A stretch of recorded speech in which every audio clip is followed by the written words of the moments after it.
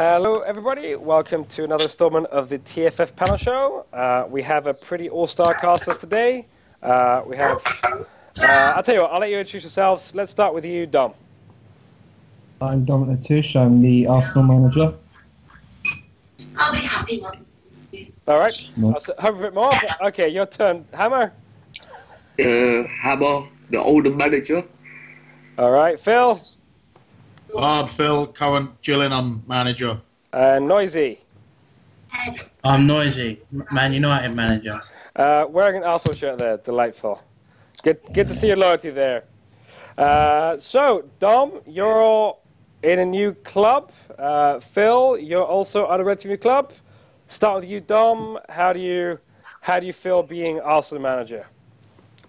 Wow, it's a job that I've chased for quite a long time, to be fair, since I've come into TFF. I've always wanted Arsenal in a top game world. To now actually be in there it feels pretty damn good, actually, to work with all the players that I have. I'm trying to do a few bits for them, but they don't really need any work to it, so it feels, it's really good to be there, and I'm hoping to go for the title next season. All right. So that means that what to you would count as a successful season for you once you've had a whole season under you? I have to be in that title race until right near the end, and then to ultimately win the title. Okay, so if you were to come fourth next season, 10 points off. I mean, give me specifics. At what point is it close? So if I'm still in, I would say 6 points off in the final couple of games. So I'm still right up there, and then I consider that to be quite successful. But really, ideally, with the squad that I have, a successful season would be to win the title.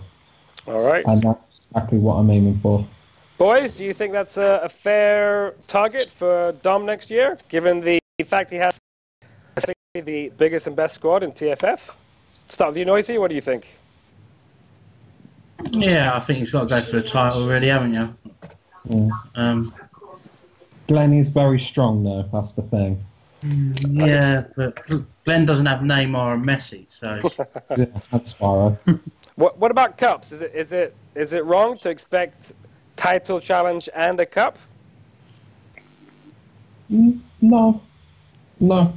I will be trying to go for both, but the league is the biggest prize for me. Yeah, I will be going for the league. I even in the later rounds, I don't perceive myself putting out my stronger teams in the league. Fair enough. All right, we'll come back to that in a bit. Hammer, what do you think of Dom's thoughts on title or bust next season?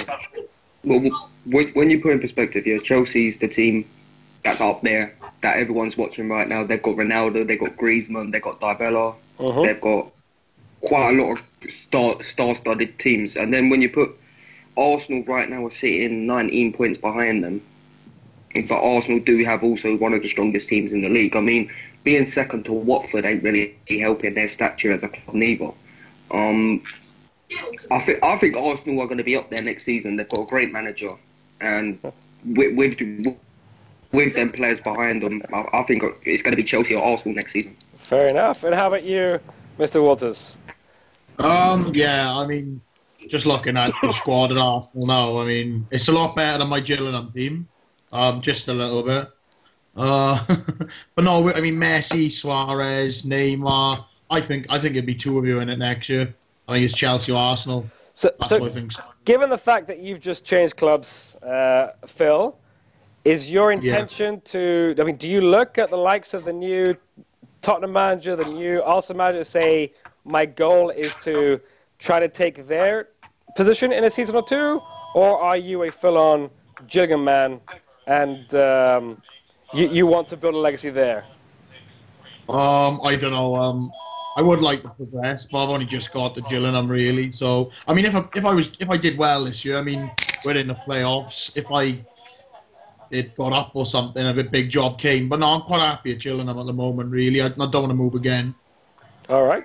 And so what do you see as a successful first full season in charge? A full season, it's a bit tough, really, with Gillingham, because looking at where we are, the team's got a few oldies in there. There's a few, young stars, but it's a case of, do I sell one of the sort of young players to rebuild the team up? Because a lot of players 34 years old, they're going to be dropping. So I'm thinking next year, if I don't go up, maybe just start rebuilding the team a bit. It's a bit old now. Fair enough. Have a couple of youngsters in there, like your centre back, Hans. I think it. Gillingham do have a few decent stars, but it is quite an old side. Yeah, I know. I marked it. Took over at the moment. He had a lot of injuries with him, but I think he's big. I do not lose him. This is hands on. Yeah. Stay in pocket. You make dollars. All the TFF. Oh, yeah. What I've heard through grapevine, there are a fair few sharks within the TFF world, including current show. So good luck keeping all the players, because quite frankly, when they come swing around, they smell blood, and it's tough when you're a smaller team to keep them away for too long. Yeah, that's true. So, since you're on the air and you do have an aging squad without much of a bank balance, who's available for sale? Why don't we use this panel show to see if we can drum up some business for you? Oh, let's bring them by sale day. Why not? Why not? There's no one. Anyone I want to sell, I want to keep the build with. But then the ones I want to sell have got like no value. We've got a lot of my 88s were like 33. They're worth $1 million. You can't get someone in for that rating, for that price, really, unless you just swap it 33-year-old. It's difficult. It is difficult. I might have to drop my rating cap. I like to keep it to 87, but next year I might have to get a few 86s in, 85s, so I think will rise. Maybe a poorer season, just to rebuild. If someone wants to max cash offer for Kaluka, they can have him. He's a promising Croatian fullback. Yeah, only 32. Only 32. His best days ahead of him, I've been told. So, if Harry Redknapp was in this game, will he be gone? So, very true. So, as you go by now, it's time to max. Let's start with the cup. There was a single game where we've reached the finals of both competitions, and congratulations to Noisy. How does it feel to be a cup winner and the first manager of United to win a trophy in this game world? Yeah, it was quite good actually to finally deliver for United. Put it that way. Taken 3 seasons, so yeah. I mean, the tough game for me was the semi-final. Getting through the semi-final was the hardest game of all for me, really. And then I don't know what Colas was thinking about in the final, to be honest with you. So I don't know who sets out a 3-3-4 in a cup final, to be honest. So that was like a defeat. That was a defeat before the game had begun. So I don't know what to say about that, really. So was it not a close 5-1? Poor Colas, to be fair to him. He's being spanked by everyone, isn't he? So he did beat Bournemouth to get to the final. Just saying. Yeah. So congratulations for getting there. But congratulations for getting there. But just 3-3-4 is never a formation that you should go near, not for a cup final anyway. So. But the trouble is, I was looking at that team. He had no defenders fit because he only has like 3 or 4 defenders in his entire squad, and 2 of them were injured. So he was playing a defensive midfielder at centre back. So that's Uno is doing it. So what do you think you changed at the club, Noisy, to now get the club competing for silverware? I took out some of the rated players, to be honest. Players that were luxury players, like Busquets, Alaba, and I just took a few things. I've actually rated, and Harry Kane left as well. So that's 3 high-rated players that have left the club. And I don't know really. It's like slowly clicking. They got the cup. But my transfers are trying to bring to the club quite a bit more. I think that's someone's booth Kane. Really, that's the way I think. So I see. I for him. What it was more like for him, I'm not sure because depends on you, Brad. Basically, I mean, I'd offer. I certainly them players. Gotcha.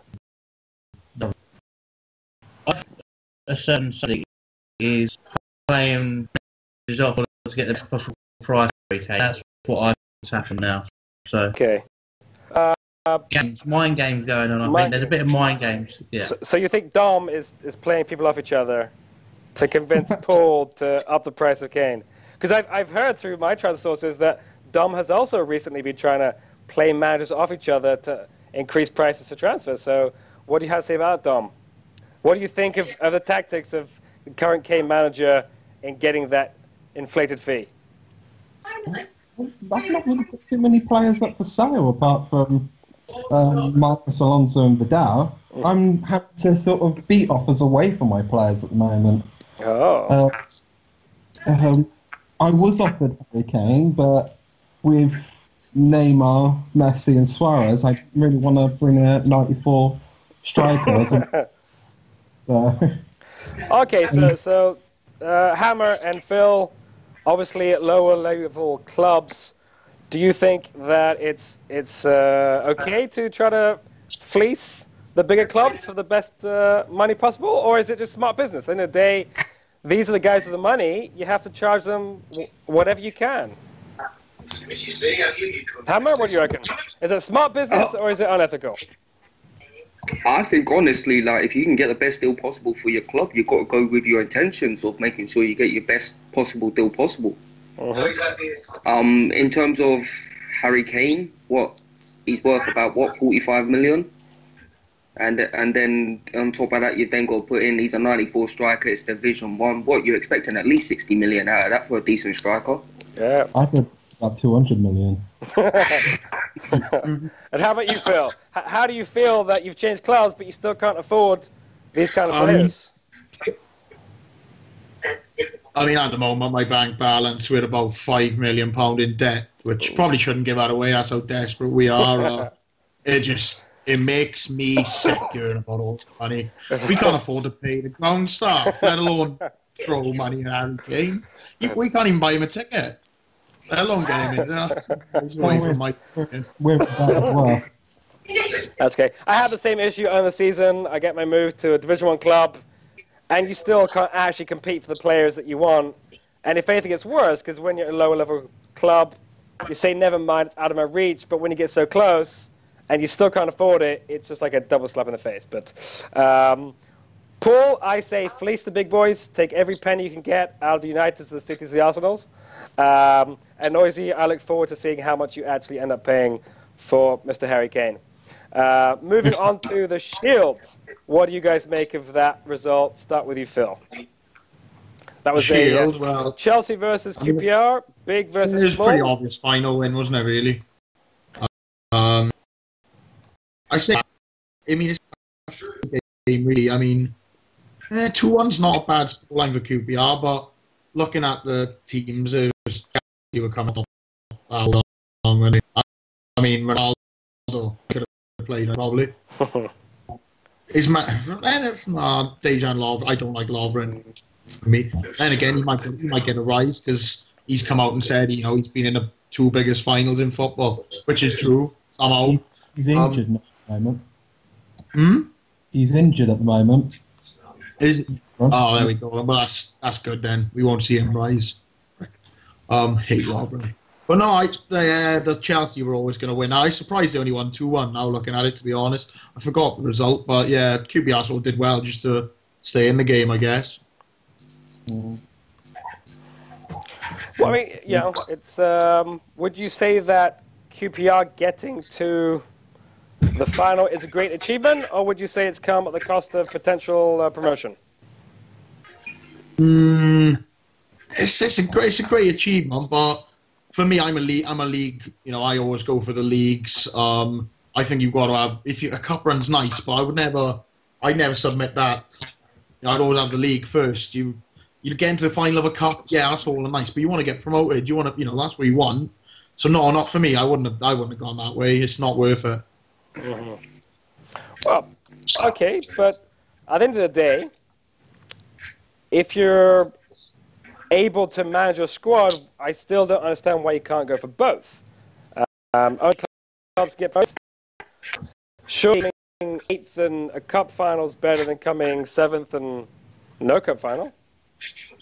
Yeah, I mean, for me though, like, it depends on what, big jobs are going to come up. So is Dario there going to get a mention because he got to the cup final, or is someone like Blackburn, who are up there, I don't know where the bosses, their individual, they're the one who more of a mention.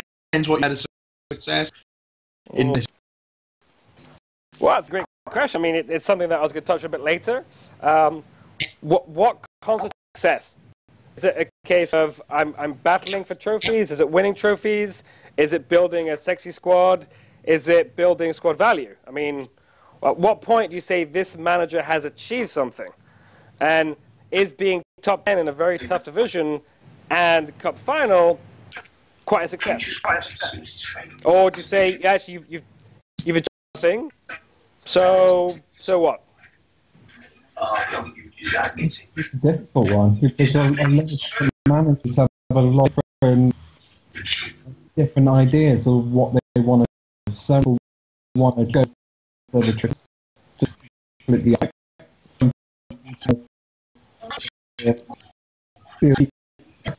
some young players that they can move around and mark a lot of money.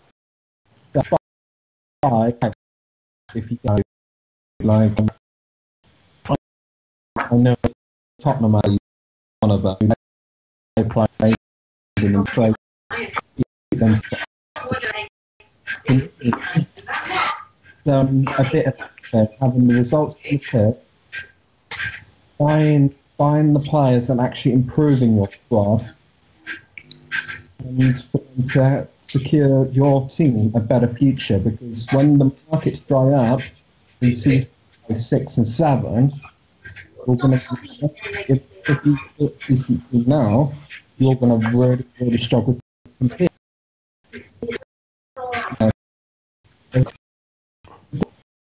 In all fairness, I'm not saying that into a couple in the 10 of the Division 2 isn't an achievement. It is. I just think if it's come at the his last 6 league games, only 3 points, and they're 3 draws.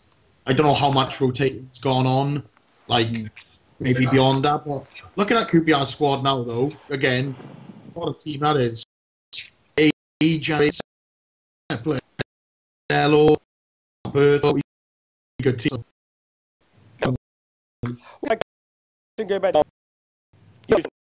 Yeah, we were a lot of TFF.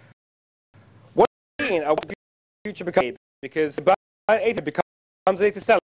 By 2 more 80 becomes 87. The point is that you have to live for today and actually challenge for something and do something worthwhile. The way the only way I can describe it is the way I went about it with Hull. Mm-hmm. Obviously, I took Hull, as a lot of people like to remind me, 10th in Division 1. The best players they had was Valbuena, Hulk, Drogba, Castro, and a lot of 30-plus players. Mm-hmm. I need them all to get some very nice youth and rise and to keep progressing.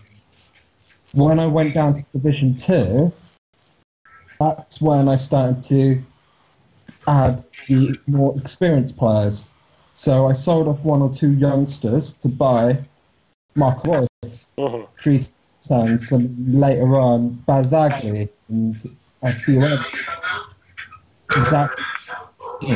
Start actually doing about time to start actually doing something in the league, and then challenge it for the top of the tier, and then obviously to challenge top 10. Because I think that's I'm hearing a lot of feedback from one of you guys. Is it me? I think so. So I could hear you on repeat. Could you guys also hear that? Okay. All right. Okay. So what do you make of that, Hammer? Do you think Dom's talking sense, or are we being harsh on Dario here? Okay, so QPR, yeah? Yeah. Right. In terms of QPR, what you got to then put in perspective is 5 games left, they're 7 points off of playoffs. They've just made a cup. Yes, they lost roughly $1 million or cup final loss.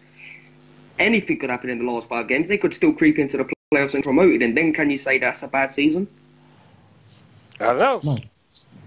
Not so Anything bad. could happen. In terms of TFF, I've seen some of the best managers drop right in the last 5 games and end up, 12th, 13th place, and not get seen again.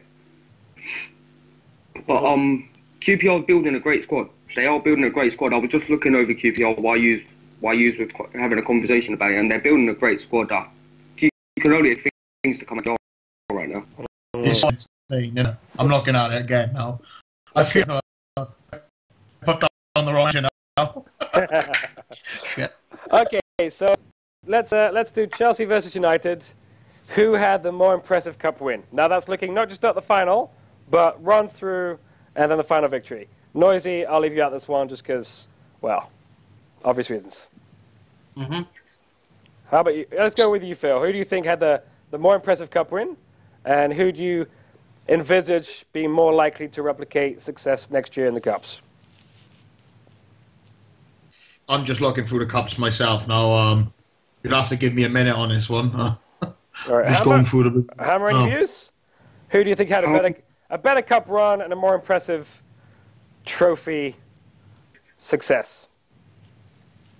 In terms of Chelsea, they knocked Arsenal and Tottenham out of the cup, but they had a relatively easy run to the final, bar them 2 games, and they was earlier rounds. They weren't like semi-finals.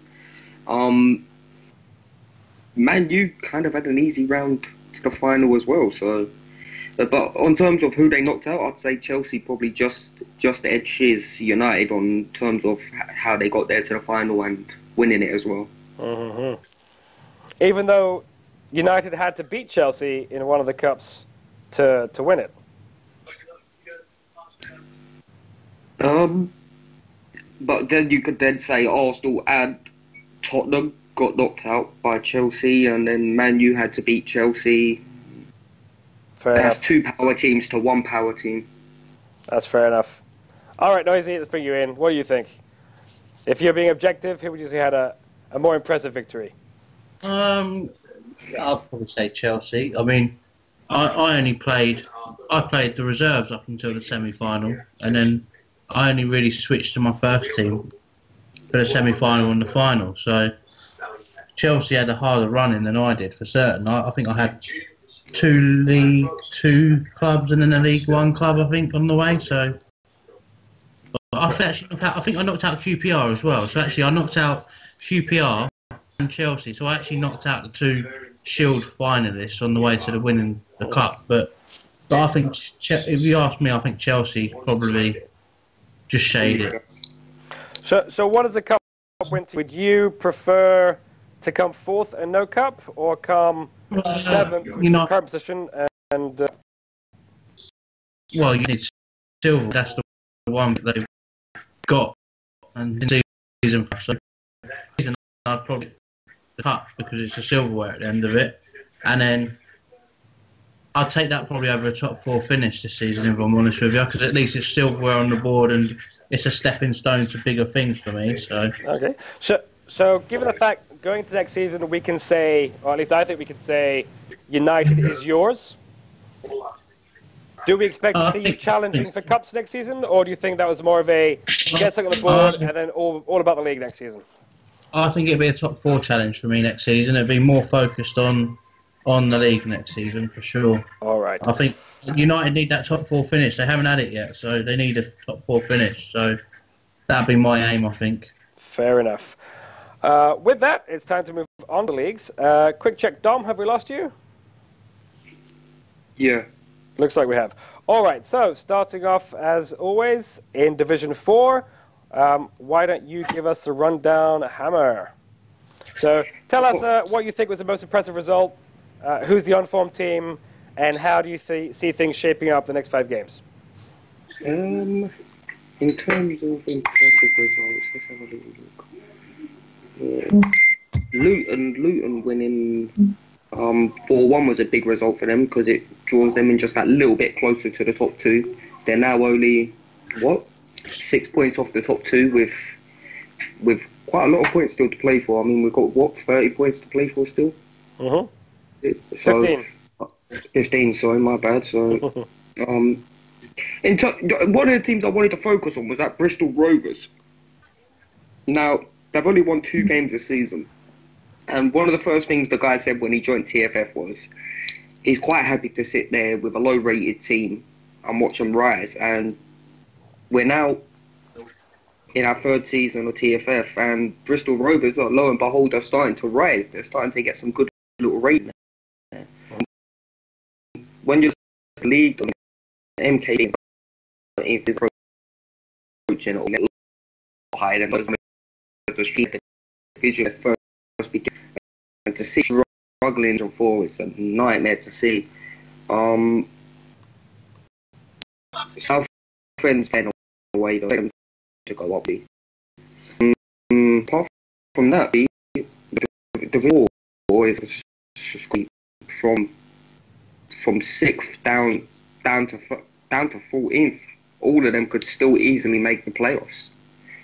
So anything could happen still in Division 4. So watch it there. Okay, so Luton have 5 wins in the last 6, making them the form team across all 4 divisions. No other club has 5 wins and a draw in the last 6.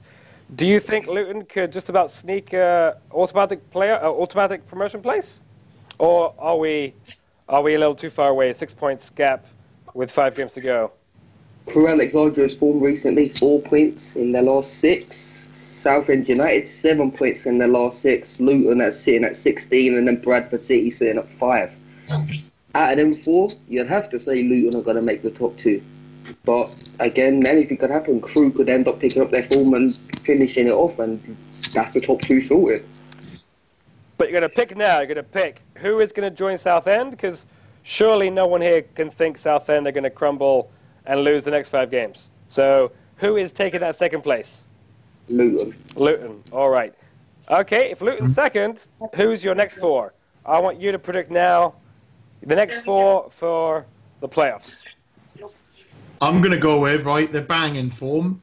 Won the last 4 in a row, Cheltenham. They're going to get in there. Yeah, definitely. I'd have to say, yeah. Oxford United, Rochdale and Cheltenham are the ones to watch right now. All right, so you're picking 2 clubs that aren't actually in the top 6 at the moment. All right. Well, I think Bradford are in a spiraling path. We've all been there. It's just draw after draw after draw after draw. You just can't seem to find that winning way. I know the gap, it's a big gap, but actually, no, looking at that, sorry, that's a massive gap. I've not seen that right. 10 points, yeah, no, they're probably safe, actually. But they're lucky. I mean, their form's been horrific. Yeah, but at the end of the day, does it matter? Once you get to the playoff, 2 games and you're up.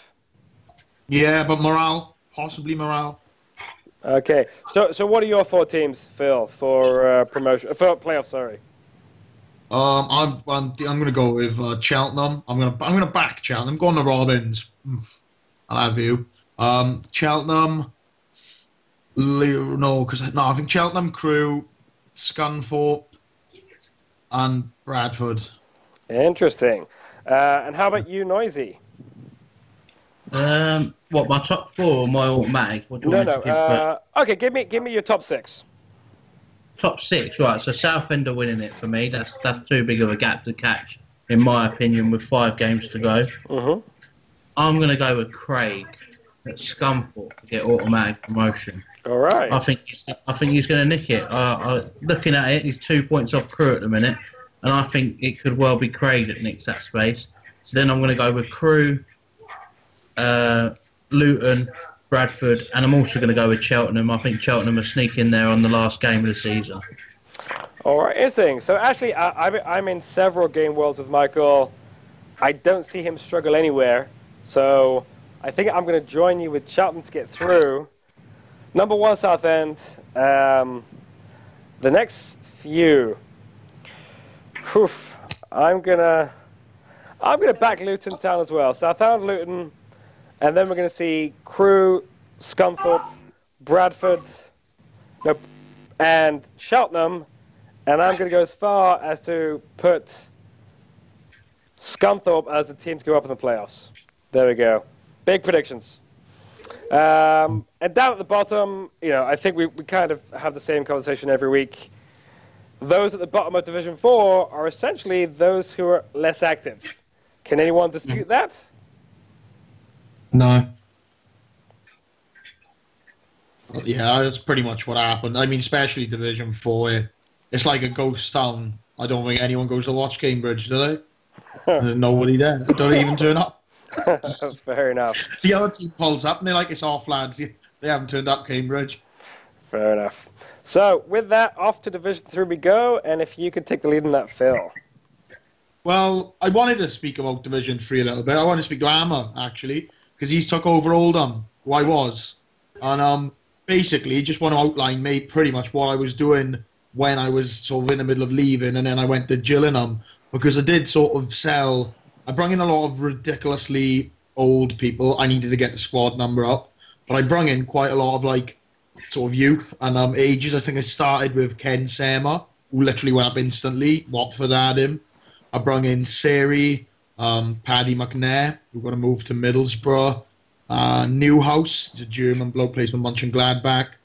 Benacia. So they were all bought. I was rebuilding a team basically on about 83, 84, 80 players, because when I got there, they had, the players were real. Alessandro, he's still walking. But I mean, I know Hammer's gone in and you've brought in experience. I think it's probably a nice little mix with the team I had. So I don't know what your take is on that, Hammer, and what I tried to do there.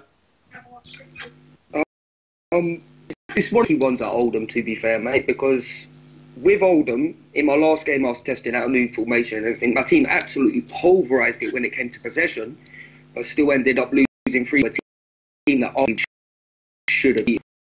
I bought it as my son. Ben Fall, Ashton's in the defence. You got Rio in there. I've just sorted out a contract for Didier Drogba to sign for 1,000. I'm hopefully expecting Oldham next season to be finishing at least top 10 with the team that I'm managing to pull together. I mean, I'm expecting about 12, 13 million to spend by the end of the month, because I'm going to be selling off quite a lot of the young players to try and bring up the rating just a little bit more. Selling off all the ones I brought in. So how do you expect to bring in 13 million with this squad? You just go and have a look. There's 5 players just there that I can name off the top of my head that will get me 13 million. Go on then. I promised them a life in all. Go on. He's old. Yeah, it is. It's worth 14 million. Then. That's a month, I suppose. Oh, poor lads. Well, good luck, Hammer, making 12, 13 million out of this. If nothing else, you can at least pick up what looks like $500,000 on retired players. So that will help get you on your way with 3 players retiring. So I'd just say I signed one of the retiring players as well. So that is fantastic business. Honestly, to me, there's no better bit of business than buying a player about to retire, because his rating stays fixed, and you get 2 times his CV. So. And he serves for 81k, so you're going to make 62k there. Put it right in that just paid for Drogba right there. There you go. That's smart business. Well done, Phil. All right. So beyond. the teams that the team to have and do match, what do you make of how this league is shaping up? And if we could maybe focus middle to bottom, because I think, quite frankly, people are tired of hearing about Reading and Fulham and all that lot. Well, Bristol City is someone I want to talk about because I think for their club they shouldn't be down there. No way. I'm looking at them. £1 first team. Yeah, I mean, look at Mitrovic. Got 88 goals. They've got Parolo. They've got a 91 midfielder in that team. That's nearly an 8 right down the table. It's not. I looked when I was in there, and I just thought, the players coming in are good. I mean, he's got Sarr, Mitrovic, and I've said him, but yeah, Parolo's in there. You should be smashing that. You shouldn't do that anymore. So what's doing wrong? His form is disgraceful. Before throw a knife in, let me lose. I don't know. Okay, so you want to look at, what was it, Bristol City, yeah? Well, what about Colchester United? They're around the same stuff in what you think, and there's like I'll have a no. I'll see what they're all. They've only got 6 all season. Yeah, but that's for it. He goes to one session a year, just. I've probably done that for me. Look into the club, getting obviously from losing them, and that's about it. Yeah. Well, Colchester had some decent younger players, but in terms of first 11, I don't think it matches Bristol's. They've got an 89 striker though, worth 10 million. I mean, but that should not be in the relegation zone, Division 3. Looking at that team and the ratings that Colchester have got, that should not be bottom 3 of Division 3. No. It's not far away from my Gillingham team in ratings-wise. That really isn't. Wow. I guess that shows what a good job that Mark Stewart did. It does. I have mentioned that I was going to have to talk about him today at some point too, and he did. He built that squad, and I used to play soccer. I didn't know Soccer Manager, and I used to watch him play it. So I like to think I was his number 2 at Priestfield. So when I was an older manager and the chance came up, the board, the chairman, the fans, they all knew me. It was an easy transition. But Mark did do well there, so you've had your shout out, so you can shut up tomorrow now and work. What about Northampton? They were doing poorly for quite a while. Suddenly they're picking up points. What do you see as their future?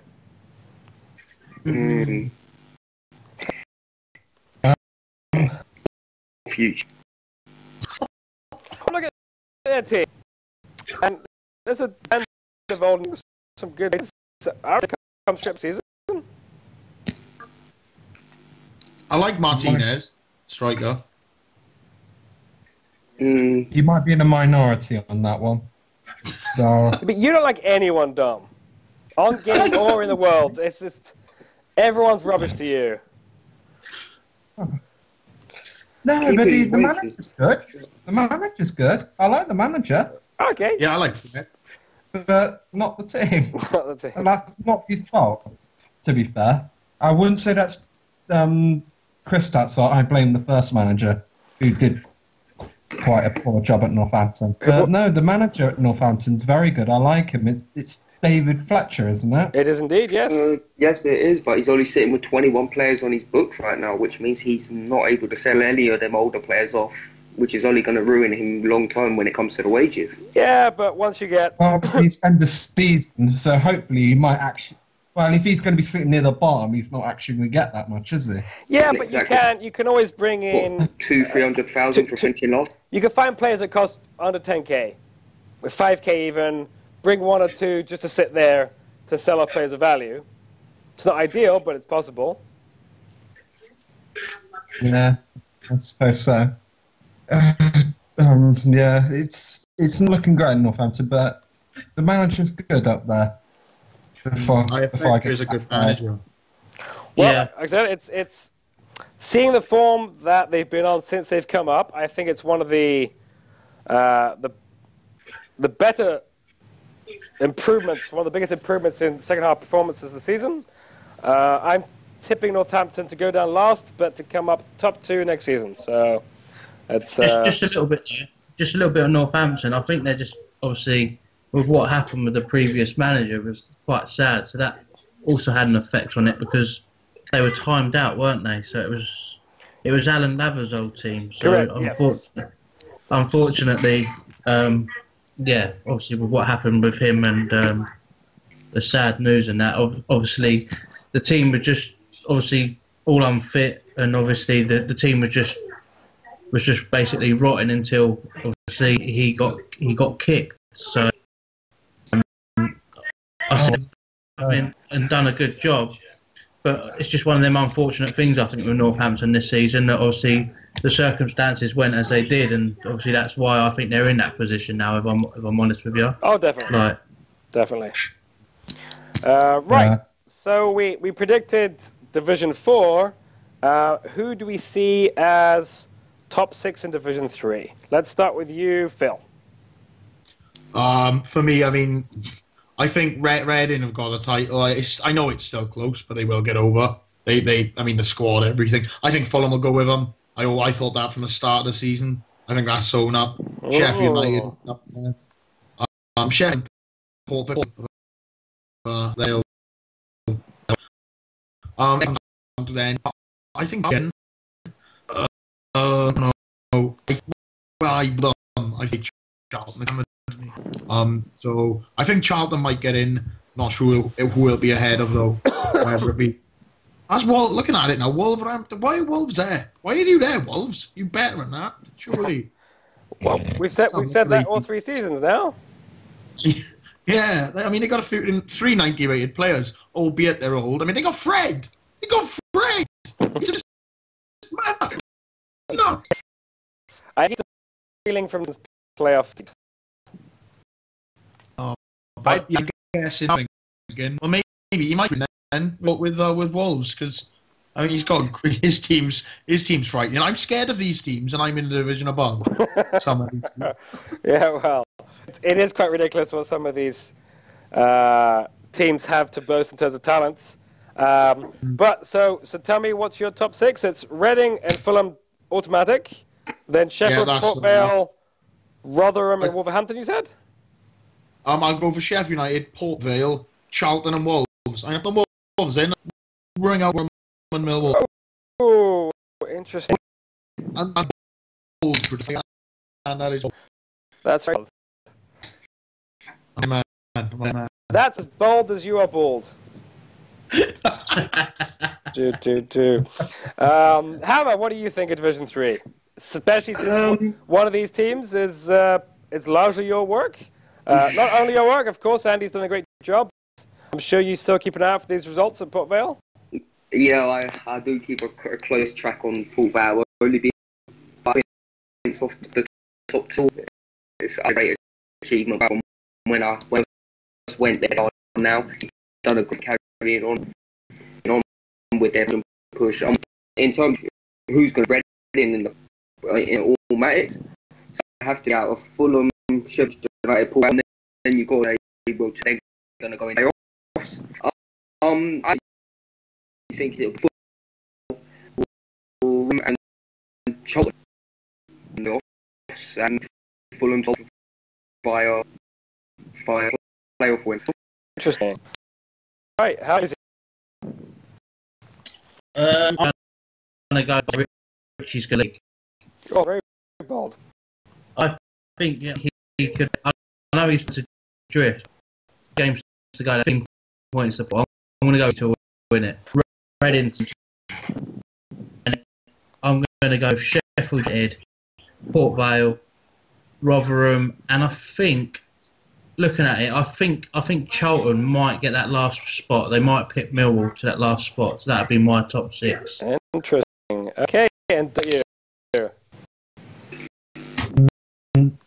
To the manager change, the is going to. What is Sheffield United before the ninja came would have I back at second the new man signing. I think he's a bit of a mug. I don't think he'll get up to. So it will be she first, Reading second, because of the points gap third. Rotherham should get fourth. Then there's Port Vale, and then I'm back Millwall to just about to stay in the playoffs. But Wolves could push them really, really hard. I don't see Charlton coming into it. Uh-huh. So yeah, I'm back top six to stay as the top six with Richie winning the league. Interesting. Okay, it's a tough one for me. I see Sheffield United getting that second spot. They have Benzema, a 93 striker in Division 3. So people were going on and waxing lyrical about Hull signing Royce, but no one's speaking about Benzema in Division 3. So, Salah. you know, Gaitan might not be the best player in the world, but in game he's still 90. Goal difference-wise, Sheffield United are above Fulham. So, sorry, Richie, but after your horrendous defeat yesterday, which I know you asked us not to mention, which means we mention it, Reading to win it, Sheffield United to come second, and then I see Fulham, Vale, I think too far ahead of chasing back. I'm going to go with Rotherham. I think that he's been doing very well lately, and we're really starting to see the fruits of Alan Zhang's wonderful scouting. But what Alan, I feel, has done lately is also buy a few high-rated, slightly older players, and by slightly older we mean above 22. And I'm going to go with Wolves for that number 6 spot. I think he's got the experience, some great players, very good manager. But having said all that, I see the current top 3 as the 3 promoted. So congratulations to those managers being picked as potential promotion winners. Division 2, let's see you lead the way, Dom. Well, Division 2 was a really tough division, bar probably the bottom 3. When even when I was at Hull, I would say bar the bottom 3, I feared every single team in the league. Even Brighton, Mertens, and it's full of good managers like Keith Fitzsimmons, who's now Dunks, who was at Sheffield Wednesday, now at Hull. Obviously, Swansea have sort a decent team, but I'm not sure about the manager. It's a very, very competitive league. Mm-hmm. I'm glad to be out of it. To be fair, I'm glad to be out of it. I must say. You're not alone. But yeah, it's a very tough league. I'm glad to be out of it. But for me, obviously, I think top 2's sewn up with Hull and Ipswich. I would say Sheffield Wednesday are going to miss out of the playoffs. I don't think they look good enough to go in. And again, obviously, their form is not that great at the moment. Blackburn will be in the playoffs, and that's down to Keysol. Swansea will be in there. I can't remember the other. I can't remember the other 2 teams that were in there. Gillingham. Wimbledon. Are they in there? Yeah, Gillingham. Oh, in there. yeah. Wimbledon I will was say, in. our squad is dwarfed by everyone else's, but we are in there. That's such a to be fair. Not a good team. Lots of Dang. No, probably not. I can't take all the credit. Mark, I've been there about 12 games now, but Mark was there before me. But joint effort again. But the thing is, you've maintained it. Yeah. So you can give Mark Stewart all the credit you want. It was a very difficult job to go into, and you've maintained the form. So sorry, but I you're hope we going to get get over some. the line, but it's so tight in there. So Phil, do you think the recent spate of managerial changes is helping you or made things harder? Because Hull have a new manager, Blackburn new, Sunderland new. That's a lot of change. Well, the thing is, I think everyone's had new managers. But being that I knew Mark Gillen team like a back of my hand, I feel like I've got the advantage in really, because I knew the players, I knew the formation he played. I've changed a little bit because I know Mark likes to go alpha leather a lot. So basically, you're saying Mark's been basically playing with two teams the last 12 games because he's left your team running. And it's about to say, is that an exclusive we can reveal on TFF what I was alluding to now, I've tweaked it. Okay. I've tweaked it. He likes to attack a lot. And I try to I think I change it in game. I like to hang on to draws, especially when going away. Anything I say now, I'm gonna get shit for off him. So I can't say he's done well or no, he's rubbish. They all hate him and they're glad to have me in. So either way, I'm fucked here. But no, I'm quite happy with what I've done. We're not setting the world on fire with our form, but every other game we seem to be picking up a win, and it's keeping us in that playoff spot. And if I can just keep staying in there, because I know I'm looking at the teams: Ipswich, Swansea, AFC. Done a cracking job there. They've got much better squad teams than us, but we got good morale. We pick up points. A few people, I think we beat Ipswich the other day. They could not have been happy. I mean, I'm looking at their team rating and things. Martial missed the penalty, which is very true to life. Shit. Okay. So I was happy with that. But no, I think you can't have beaten Ipswich because. Okay, no, so you beat them 3 games ago? I can't remember where it was. Yeah. Okay, that's 3 huge points. Yeah, against a rival up there, it was massive. I mean, every game is now, though. I think if I can win 3 more games, I could be over the line. Really? Yeah. I'm only playing against, I know this is a bit naive, but there's a 6-point gap, I think, between me and Borough, is it? Mm-hmm. So really, I'm thinking it's just me versus Sheffield. But then again, I'm only 3 points off automatic. Who knows? Really, I suppose. Anything could happen, couldn't it? Well, you might see Gillingham. You might. Quick congratulations to Nick Dunks, who is the first title winner of the season. Congratulations, of course, also to Dom. As much as we like to tease you, it's a great achievement to have put Nick so many points ahead at this stage. So congratulations to you both on what will be Nick's victory and trophy, but I'm sure he'd like to thank you for the stellar work you've done. So Dom, obviously ignoring Hull because they've won the league, who do you think would be your next 5? Because I don't think you told us. I would say in terms of squad strength, I still back Ipswich to be second. Okay. I would back Wimbledon to be third. Mm-hmm. I would say if I can maintain fifth and Blackburn's, I think Blackburn are tailing off. I'm not sure if the managerial change of Blackburn is really hurt. It's hurt them. Keith was obviously a very good manager who was very good with his tactics and got them up there, despite not being one of the best teams on paper. But then obviously he on Sunday and died down, and obviously a few players have been sold out, which don't.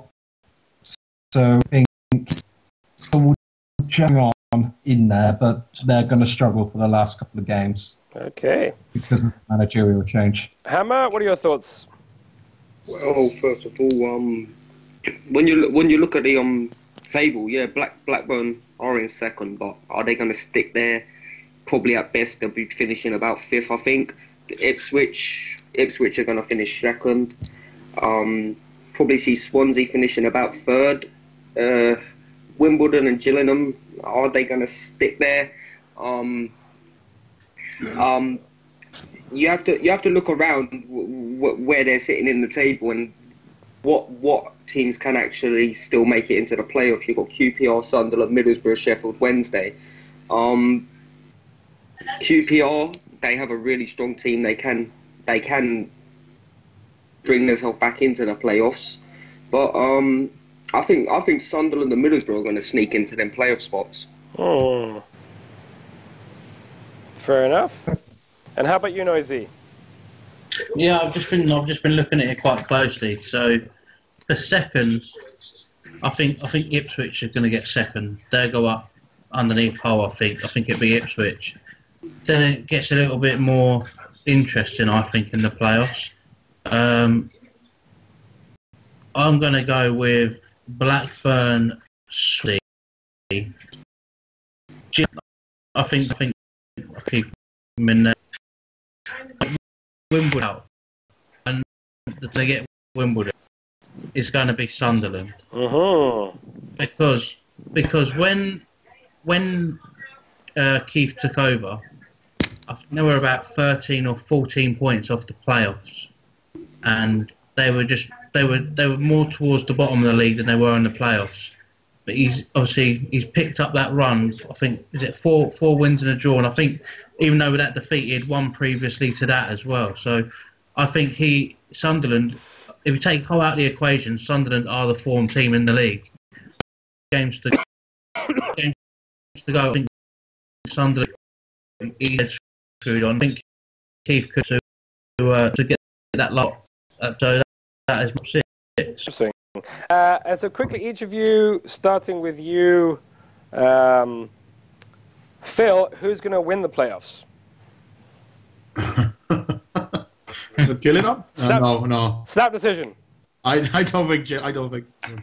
I'll go for do you know what? I think Ipswich, and I think Blackburn are going up. I think it's like it is to Ipswich for me. Hammer, who's going up in the playoffs?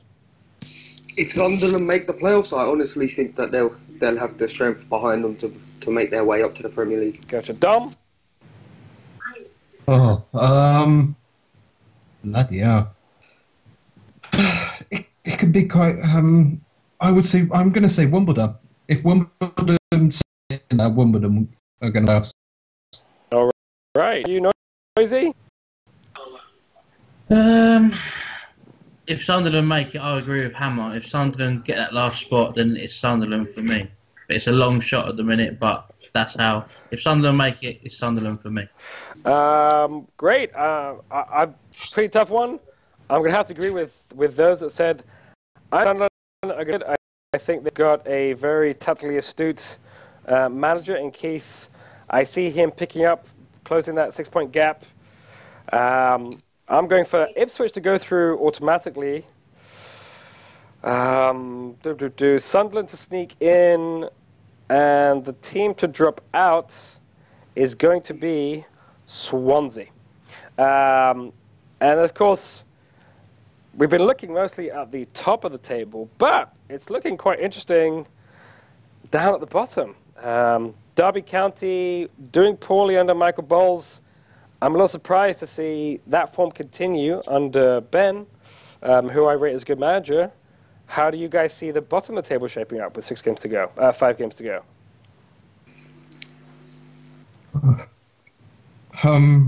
The last two look pretty much hard. Preston and Huddersfield look down and out. I don't.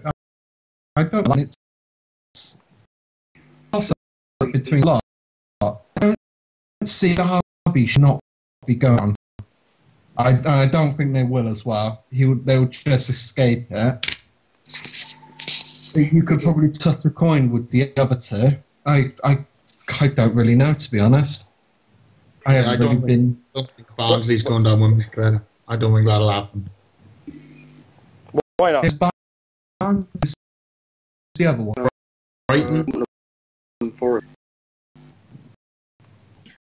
Yeah. So if most to put any on it on Forest because he's really isn't great.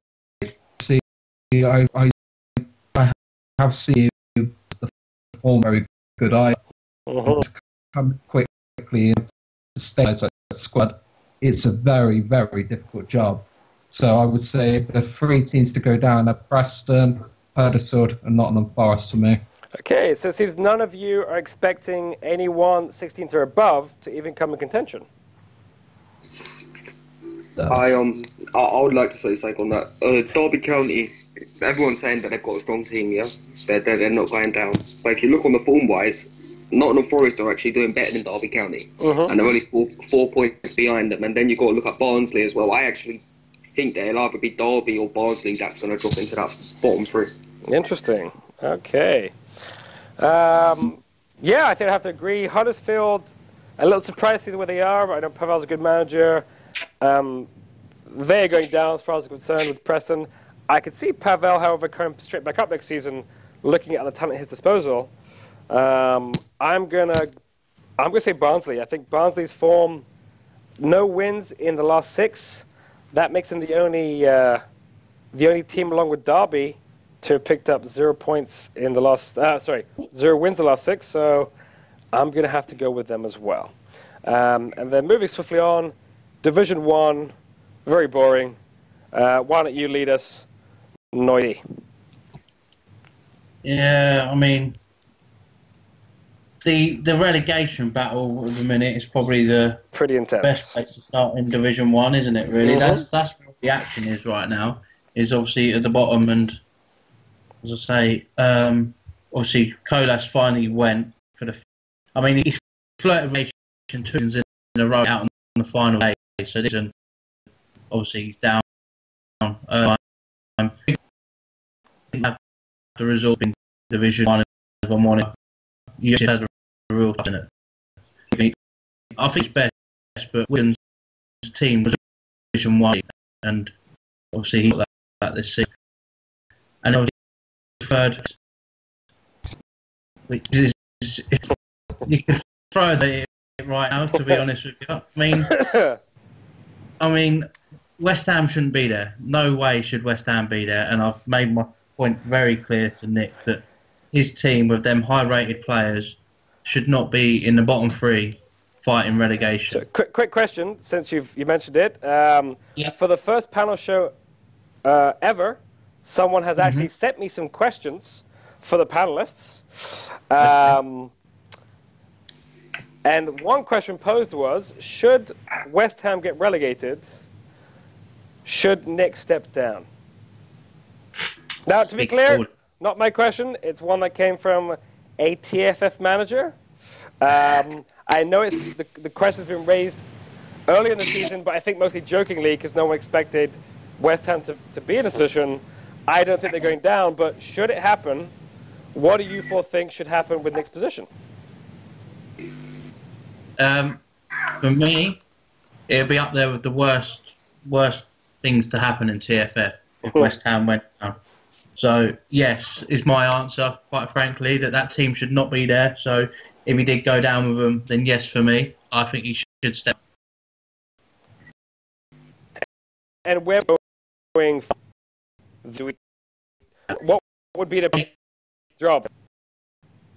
It's a long shot to happen, but if he was to step down, I think he'd go into Division 2 with another club, personally. I don't think he'd drop all the way down, if I'm honest with you.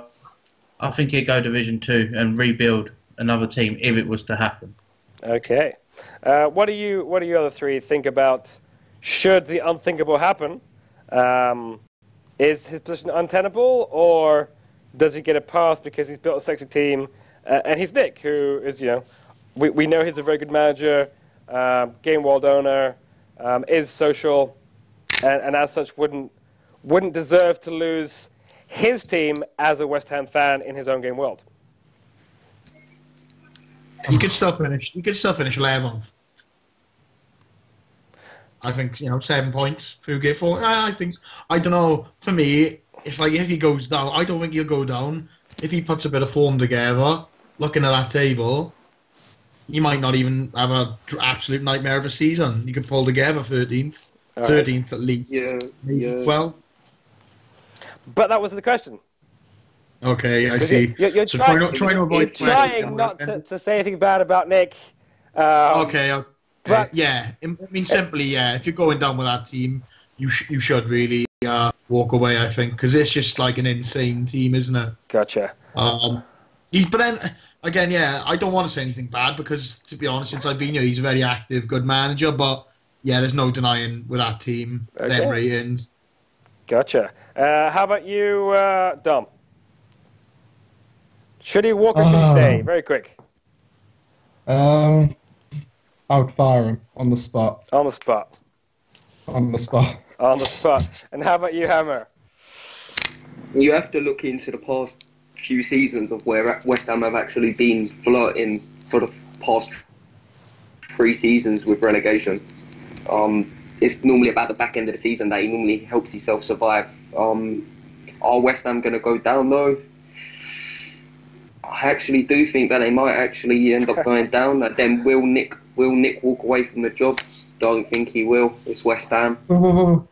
Hammer. But should he walk away from the job? I think he'll do better. I think Nick will do better moving on and leaving it open for someone else to improve West Ham and build them back to where they should be. Interesting. Hammer. Eddie, why do you think they're going to go down when they've got fixtures like Wigan and West Brom, Colas? But you have to look at the Coming teams up. that also. You have to look at the teams that are also around them. Are they gonna screw up the rest of their season to get themselves put down into the relegation zone? I mean, West Ham right now. West Ham should not be sitting in 18th place 3 seasons into TFF. They should easily be challenging for top 4 now, and to be still sitting in a relegation, you have to. Is it about to out? I must. There's only me. There's clear team relegation that has made worry. Out of the relegation battle, the one team that has me is a major problem because the toughest running. Because I have been looking at this quite extensively. Is Southampton because they have got an absolute nightmare running. They've got Man City. They've got us next.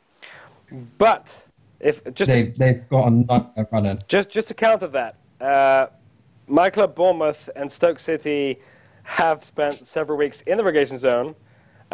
We've been losing to teams around us, but we've beaten recently Arsenal, Man City, Newcastle, Arsenal, Man United.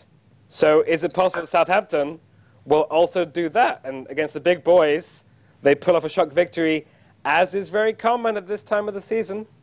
And actually, maybe they're better off playing tough teams versus teams around them. He's got Kane injured at the moment. Kane and Di Maria injured. Kane's been useless all season. Paul Lister has as many games as Kane in the last 10 games.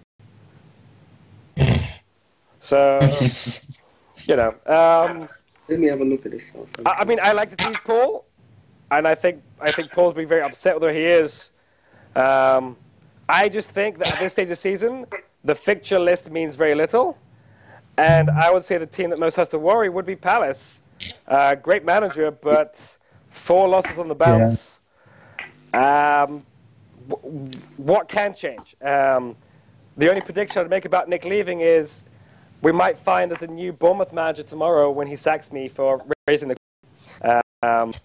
but I think Palace are too...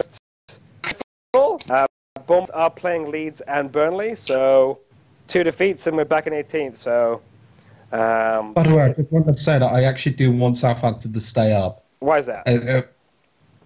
Because I think he's a good manager. He's struggling at the moment, but he's gone away from his policy slightly and sort of brought in players like Di Maria to try and help him get up the table. I want to see him stay in Division 1. He's a good manager. He's built a good team, but go back to what made him successful the season beforehand. I think it was where he finished 6th or something like that. Mm-hmm. So, yeah, he's a good manager, but he's having a really bad season. Mm-hmm. Okay, so quickly, which team four of you is going to end up in 18th, because I'm fairly confident we all agree 19th and 20th are done and dusted. So let's start with you, Dom. Who's coming 18th? Burnley. Burnley. All right. How about you, Hammer? I would like to wind Nick up, but I'm going to have to say Palace. Palace. How about you, Phil? Palace, yeah. Palace for me. Palace. And you, Noisy? Burnley. Burnley. Okay, so that's the first different answer. I'm going to go with Bournemouth and goal difference, because 9 worse than next best. Next worst, sorry. I don't want to see it happen, but I just have this gut feeling we're going to lose to Burnley and Leeds, and that'll be that. But hopefully the majority is right in Palace or Burnley, or quite frankly, anyone else goes down but me. Swiftly looking upwards, because, again, any team 18th to 11th could end up in 11th. Who do we think is going to get that fourth spot? I think, personally, 1, 2, 3 is pretty much taken. 4, 5, 6, 7, again, we have some congestion. Who's going to nick that Champions League spot? Phil? Newcastle are doing really well at the moment. I want to say Newcastle, but I don't think they will, to be honest. I think I want to... Liverpool. Johnny's good with Liverpool, so Liverpool for me. Liverpool. Dom? Screw it, I know he's there, but Man United. Man United. Oh, okay. Hammer? Watford, brilliant season. They're only 2 points off of securing themselves top 4, so you have to say they're pretty much there now. Arsenal, I think they're just a cut above the rest, so they're finishing 3rd. Then Newcastle, Liverpool, Tottenham, United. I think Tottenham with Ali might sneak a top 4 finish. But pick one. Oh, sorry, you said Ali. So Ali is your 4th spot. Noisy? How about you? Well, see, here's the thing. I don't know if you remember back, but the last game of last season, I played Liverpool, and he lost the league. So I think Liverpool are going to get in the top 4 with 1 game to go. I played Liverpool last game of the season.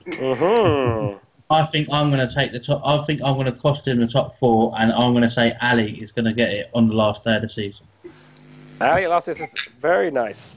I'm going to go with, maybe because there's some bias in this answer, United. And that's just because I'm a United fan. I think now that Noisy has Cups out the way, I'm hoping he doesn't come 4th, because that means he will have beaten me, because we do play each other in a few weeks. But Newcastle, a bit iffy form. Liverpool, one of the form teams. Actually, in the last 6 games, the most points accrued, along with Bournemouth. I just want to point that out, because, well, obviously I have Bournemouth bias, and why not give myself a pound on the back, because no one else will. Ali... I think Ali is too concerned about building his squad for next season, which is smart. So United for 4th place. Which brings me to the next question from the world of TFF. Let me read it exactly. Do we consider Glenn the best manager in TFF history thanks to his back-to-back doubles? Start with you, Noisy. What do you think about that? I thought Nick Ford had that, so...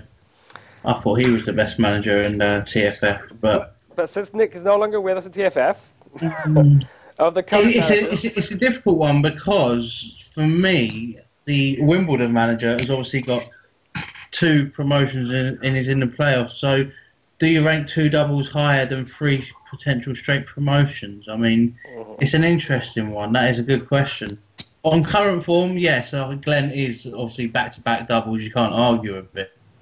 But I don't know, if Wimbledon were to get that third straight promotion, would you argue that potentially that is a counter argument? But for the time being, yes, Glenn is the best manager in the game. Well, okay, I tell you what, had Glenn won back-to-back doubles with Watford, I think it would be an easy answer. But doing so with Chelsea, does that match 3 straight promotions with Wimbledon seasons 1, 2, 3? So I think I'm pretty much in your camp. Glenn deserves the kudos, but I would put him in the top 2 with Wimbledon Manager, and then in a few weeks maybe we have another answer for that. How about you, Phil? I mean, I haven't been here long, only a season. Compare you though, I like the Wimbledon manager, Sean Bass, actually rather than manager. What his name it? No, that's great for Wimbledon though. I mean, if they go up again, I'd say Wimbledon if he goes up this year. That's astronomical, isn't it? 3 promotions, 3 seasons. Who was that? Sorry? All right. Someone has me on.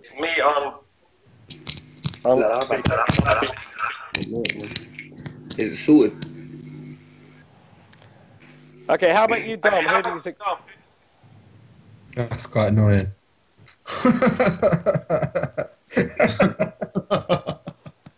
Sort out your speakers, guys. Okay, it's gone. Mine. Dom, do you think it's Okay. fair to call Glenn the greatest manager in history of TFF, or is there competition from someone else? No, I wouldn't call him the greatest manager in history. Absolutely not. Because Because for various reasons, obviously, he's just brought a load of unrated high rate. The competition hasn't all in there, and no one hasn't been at me very long. Ben built a product, so he's not done amazing with results. Obviously, Johnny has tailed off a little bit. Mark Stewart's only got in at Manchester City, so the competition's not been there.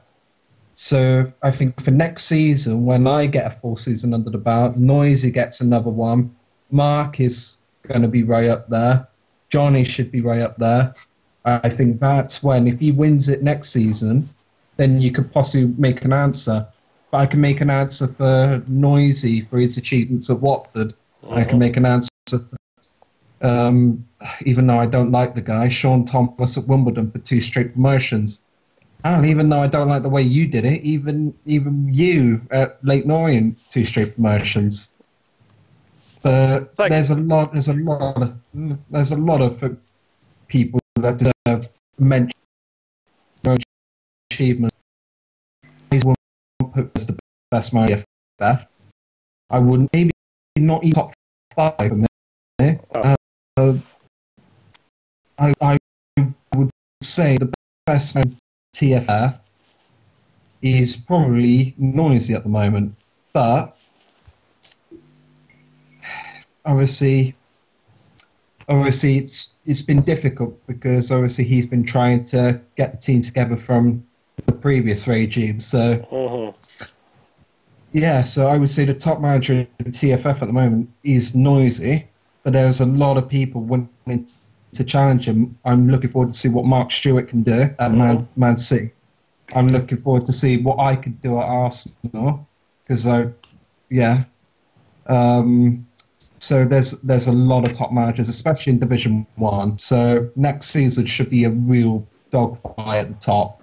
And if Ben wins it, like he's doing now, with all of us sort of been charging at him, then yeah, maybe you can argue he's the best in TFF. But until then no, I don't think so.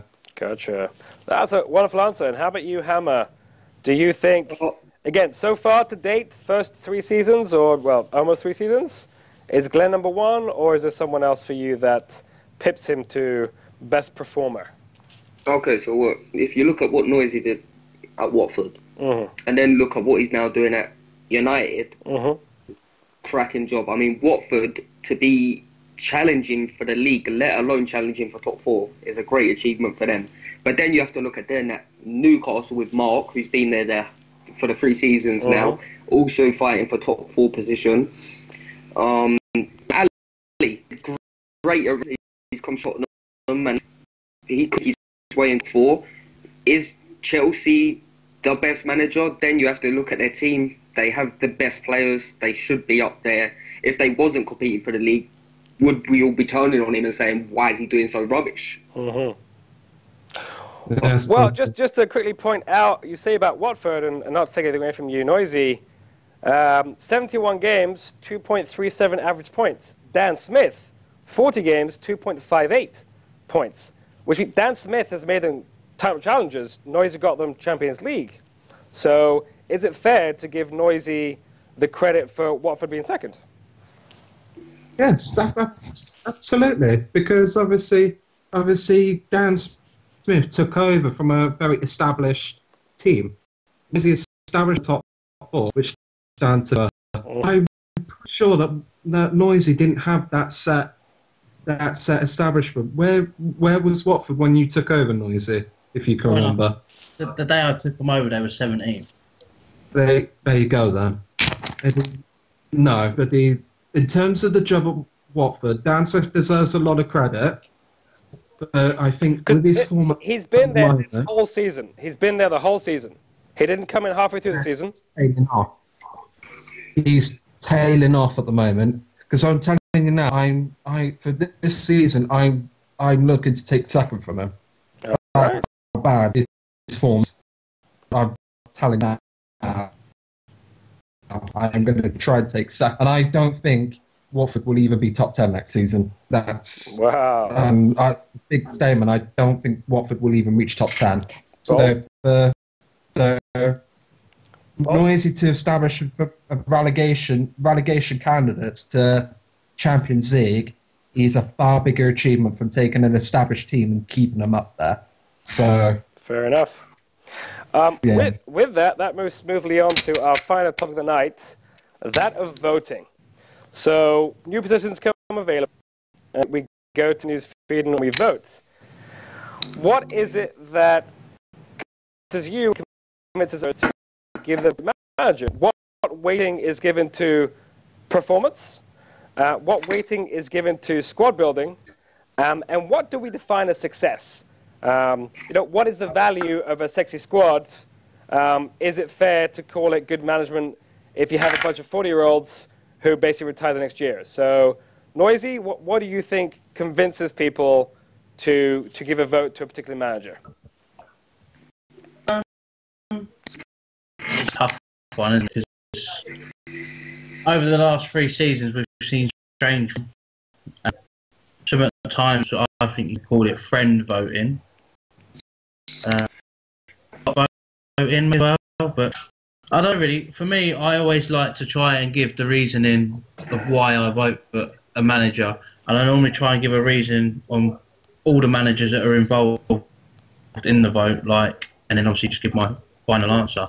Oh. But it's a tough one, the voting. I mean, we've had a few instances really recently, haven't we, where the voting has been a bit suspect, to say the least. So I don't know. It's a difficult one, because obviously it's all there on the feed. Do you just, in recent seasons, there's no doubt that there's been a lot of friend voting going on. Like, you see your mate going for a job, and it seems like a lot of votes just then automatically go for that person, or it becomes a popularity contest at times as well. So it's a difficult one on the old voting system, because it has had its flaws in the past, and it's had its flaws recently as well. So it's a delicate subject as well, obviously, the voting system, because you don't want to say it's unfair, but it can come across at times as being unfair. So I think everyone just has to be honest and go with the person that they feel is right for that job. And it takes 5 minutes to look at a couple of people's sides, look at what they've built,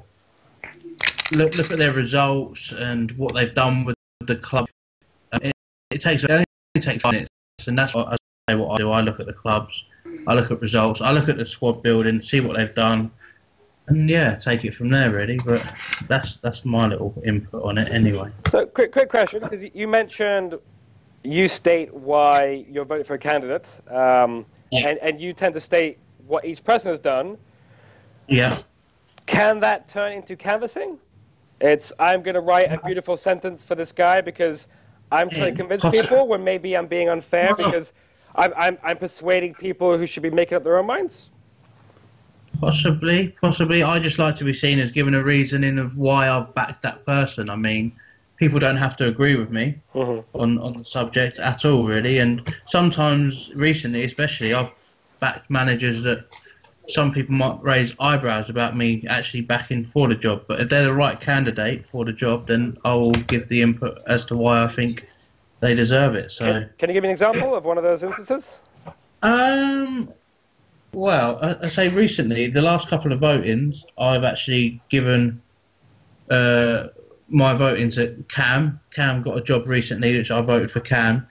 At the time, I think he was up against Jared. Was it Jared he was up against? And I don't know. It could have gone either way, really. But let's say I gave my vote for Cam because I think at the time he'd done a good job at the club that he was at, which I believe it was Charlton he was at. Yeah, Charlton. And as I say, he'd done a good job, and he'd missed out recently on a couple of the other bigger jobs coming available. But for me, some people ask me why. Like, for example, why was I voting for Cam? But at the time, he was the best manager for the job, so that's why he got my vote for it. All right. So, Phil, what do you think is the worst thing that you've seen with voting, or you think is the biggest thing we want to get rid of with regards to the negative side of voting? I think Noisy touched upon it. People don't research. They don't look into who deserves what job, and they see a common name, and maybe they want to be active in the news, in the vote or something, and they'll just put a name down, maybe based on if they know. I don't think people look into it. It'd be nice if someone took out like a few minutes to have a look at, well, what are the three people done, rather than sometimes you just think they've blankly looked at it for 3 seconds and just repeated a name because it's there, or because it's getting more. You see a lot of the time a trend, like someone's name repeated 4 or 5 times, and you wonder, are 5 people really in a row thinking, yeah him, and or they just them 5 going, well he did it. I mean, you'd like to see everyone have a reason. I'd like to see everyone everyone justify why they're picking it, because then right, he's voted, but he's actually took the time out to read why. I mean, cause any of us can write like 4 letters for someone's name, but if you question that person and they couldn't come up with a reason, well, that's why the vote's rubbish then, isn't it? Okay. That shows it's just knocking it. So can you think of any way to improve that or mitigate these issues? I mean, in the news feed, maybe if anyone wants to vote, again, it's a lot, alright, it'll involve a lot more typing, but maybe anyone who votes, when he wants their vote to be counted seriously, has to give a little side issue on why.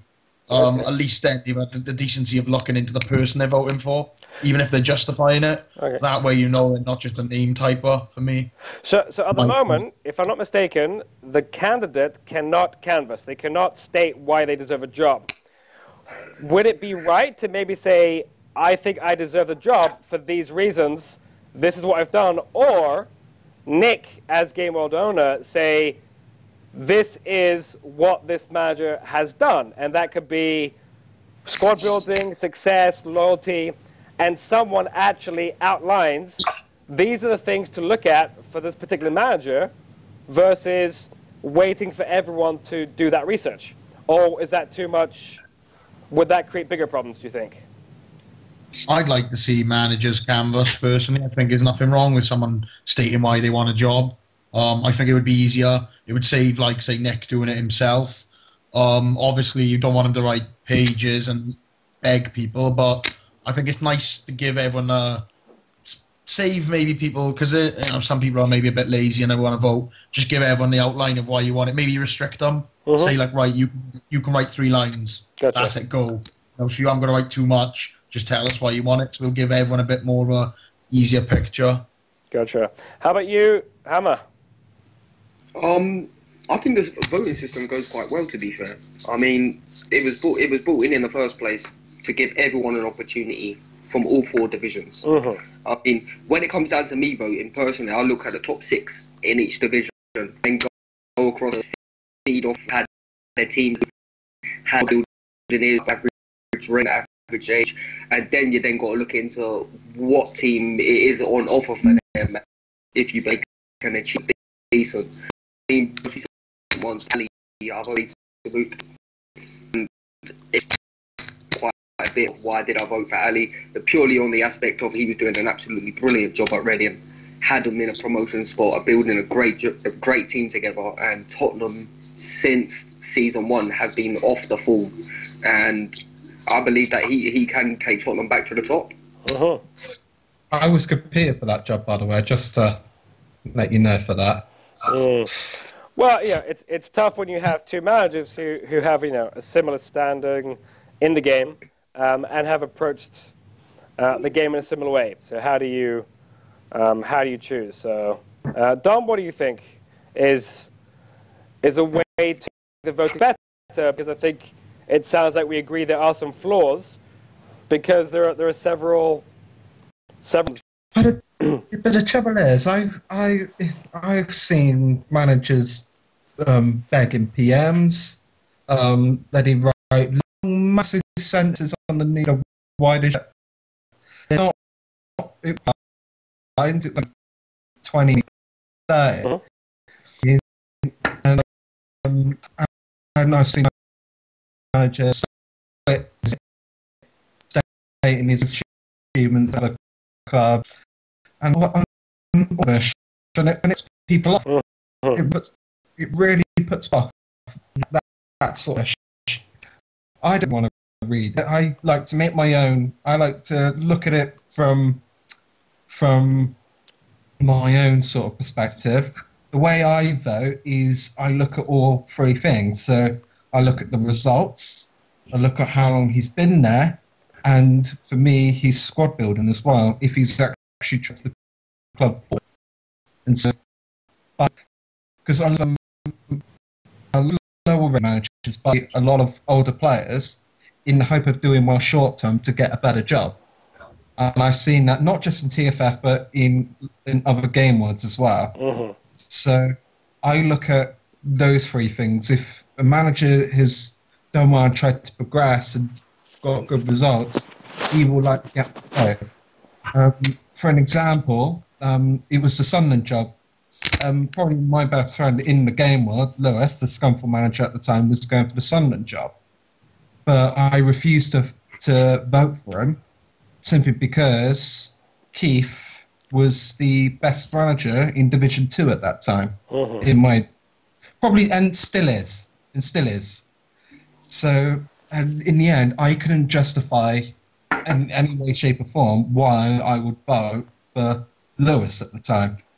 So I went for Keith. I got an earful from it, but never mind. Yeah, it's a lot of people off. So. It's good points, and I think it's important to see managers who look to see what's right, not just what's there. One of the issues, what is success? A sexy team. Well, young players isn't a sexy team necessarily, because what you think is a great player isn't what I think is a great player, and at that point, are we now playing soccer stock manager, who can have the highest value team without ever winning a game? But at the same time, as you said, if you're only buying overrated players to get a new team, you're kind of destroying clubs around you. So, every time we have the same issues, and I feel that every time clubs become available, there's someone getting this drop. So, trying to think as a group, how can we make this a little more ensure we fair and managers. Doesn't always work. The fact is, like we'd agree, a few weeks the manager was marked in terms of, but available for, but trying to go back and forth is difficult. So I think as a call to Nick to the hockey to see if we consider ways of revamped voting system. On note, I think a lot of material, and we've had quite a bit like the since most of the any comments from the four before we say good night. Sorry, what? Say again, Phil. Go on. Up the gills. Up the gills. Hammer, what do you have to leave us with? Oh, he's giggling now. He's blushing as well. Oldham to rise to fame, mate. Oldham to rise to fame. Dom. Arsenal for the title. and Noisy. I'm going to win a European Cup again. Wonderful. So. Oh, by the way, Oh. just before I go, I won tonight in the European Cup, by the way. Congratulations. I played Watford in the semi-finals. Oh. Congratulations on that. Congratulations. And who did you beat in the final? Oh, you played Watford in the semis. I played Watford in the semis. And who are you playing in the final? If I beat Watford, I think it's going to be an unmanaged team. Hopefully. Oh, it was only first leg. Yeah, it's only first leg. Okay, come back to us when you actually got to the final. But congratulations with your win tonight. Gentlemen, thank you for joining us. As always to the community, please keep comments coming, questions coming. I am now back in the UK, which means a first tonight is that all members of the panel and the host were in the UK at the time of filming, so hopefully that means shows can be a little more regular. Have a good evening and look out for this week's panel quiz because only a few weeks left, and currently we have Mark out in the lead to win his shirt as prize for Quiz Master. Take care, everyone. Have a good night. Thanks, guys. Bye.